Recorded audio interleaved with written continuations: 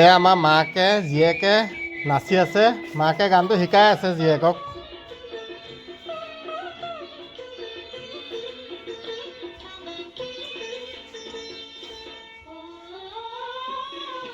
ভালকে নাচা জান।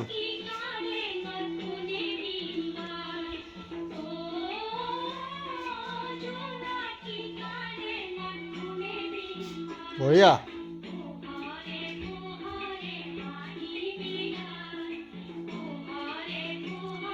কেনেকুৱা লাগিছে জনাব। আমাৰ আজি পোৱালিটোক গান শিকাইছে স্কুলত নাচিবৰ কাৰণে, এই সৰুজনী।